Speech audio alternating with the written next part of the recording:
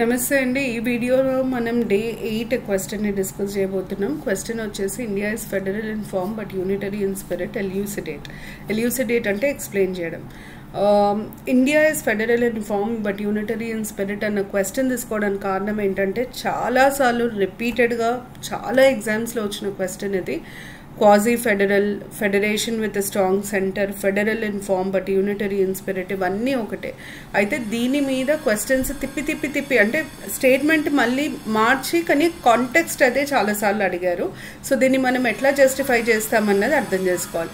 India is federal in form but unitary in spirit అంటే ఏంటంటే చూడ్డానికి ఇండియా ఫెడరల్గా కనిపిస్తుంది, కానీ మనం ఎప్పుడైతే ఎట్లా వర్క్ అవుతుంది ఫెడరలిజం ఇండియాలో అని చూసినప్పుడు సెంటర్కి ఎక్కువ పవర్స్ ఇవ్వడం జరుగుతుంది.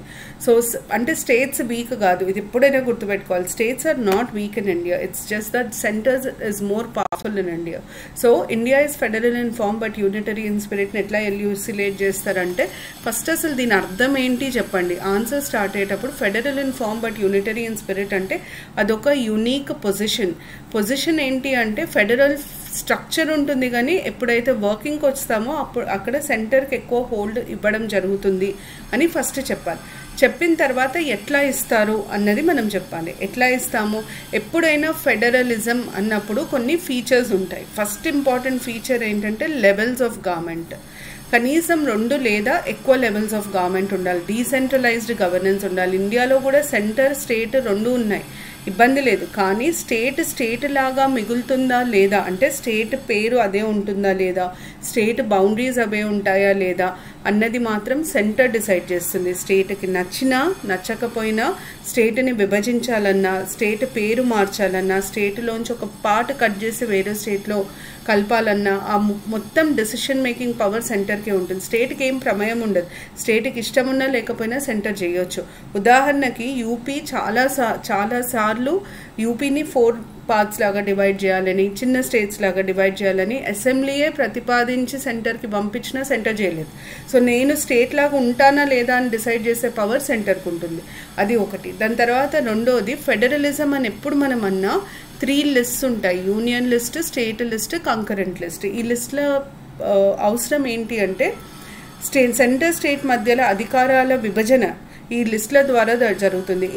ఏ అధికారాలు అయితే సెంటర్కి ఇస్తారో అవి యూనియన్ లిస్టులో, ఏ అధికారాలు అయితే స్టేట్కి ఇస్తారో అవి స్టేట్ లిస్టులో, ఏ అధికారాలు అయితే ఇద్దరు కలిపి షేర్ చేసుకుంటారో అవి కంకరెంట్ లిస్టులో వస్తాయి. ప్రపంచంలో ఎక్కడైనా ఇట్లనే ఉంటుంది. కానీ ఇక్కడ ఏమవుతుందంటే సెంటర్కి ఇచ్చిన పవర్స్ సెంటర్ లిస్టులో ఎక్కువ సబ్జెక్ట్స్ ఉంటాయి స్టేట్ కంటే. సెంటర్ చేసిన లాస్కి స్టేట్ లాస్ అగేన్స్ట్ ఉంటే స్టేట్ లాస్ చెల్లవు. రెసిడ్యువరీ పవర్స్ కూడా స్టేట్కే ఇవ్వడం జరుగుతుంది.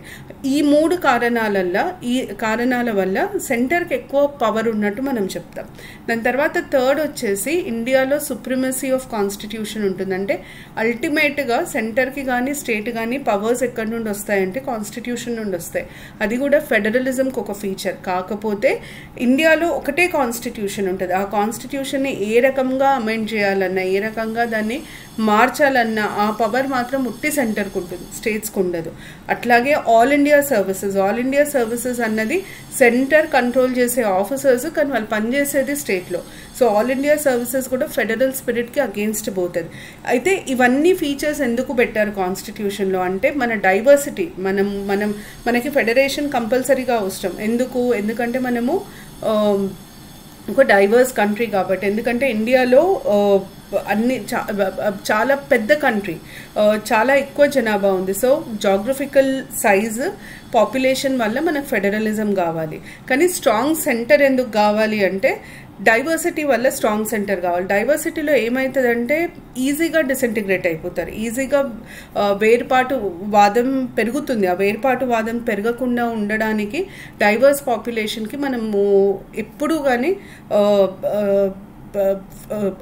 వీక్ సెంటర్ని ప్రమోట్ చేయము. బేసిక్గా ఫెడరేషన్ విత్ స్ట్రాంగ్ సెంటర్ ఉండడానికి కారణం ఏంటంటే అంబేద్కర్ గారు చెప్పినట్టు India is a holding together federation అంటారు ఆయన.